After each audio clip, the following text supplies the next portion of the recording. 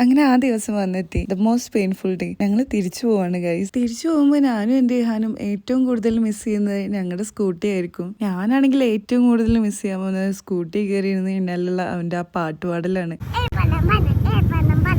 വണ്ടി കയറി കഴിഞ്ഞാൽ അവനെ ഡ്രൈവ് ചെയ്യണം, എന്തൊക്കെയോ ഭാഷകൾ കോർത്തിണക്കിയിട്ട് എന്തൊക്കെയോ പാട്ട് പാടിക്കൊണ്ടിരിക്കണം. അതായിരുന്നു എൻ്റെ വെക്കേഷനിലെ ഏറ്റവും ഫേവറേറ്റ് പാട്ട്.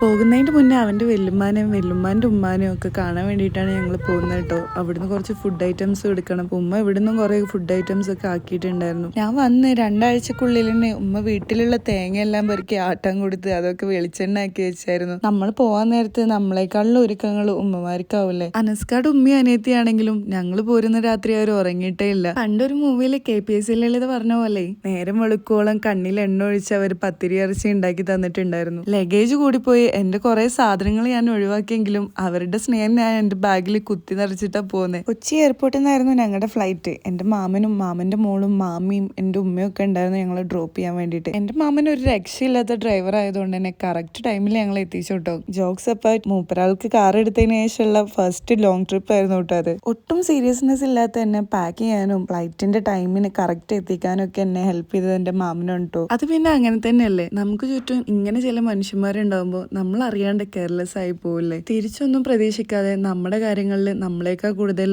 ആവലാതിപ്പെടുന്ന ചില മനുഷ്യര്. സോ ഈ ഒരു വ്ളോഗ് നിങ്ങളോടുള്ള ഒരു നന്ദി പ്രകാശനം കൂടിയാണ് മിസ്റ്റർ ഹൈദർ അലി. ഫൈനലി ഞങ്ങളുടെ അബ്ബയുടെ അടുത്ത് തിരിച്ചെത്തി ഗൈസ്. അബ്ബയാണെങ്കിൽ ഭയങ്കര ഹാപ്പി ആയിരുന്നു. ഇഹാനുവിനെ സെപ്റ്റംബറിൽ സ്കൂൾ തുടങ്ങുന്നതുകൊണ്ടും ഇഹാനുവിന്റെ സ്കൂളിന്റെ അടുത്തോട്ട് ഞങ്ങളുടെ അപ്പാർട്ട്മെന്റ് ഷിഫ്റ്റ് ചെയ്തതുകൊണ്ടൊക്കെയാണ് ഞങ്ങൾ പെട്ടെന്ന് തന്നെ നാട്ടിൽ നിന്ന് പോകുന്നത്. അനസ്കയായിരുന്നു വീടിന്റെ ഷിഫ്റ്റിങ് ഫുള്ള് ചെയ്തത്. അതുകൊണ്ട് തന്നെ മൊത്തത്തിൽ അലങ്കോലമായിട്ട് കിടക്കായിരിക്കും എന്നുള്ള പ്രതീക്ഷയിലാണ് പോകുന്നത്.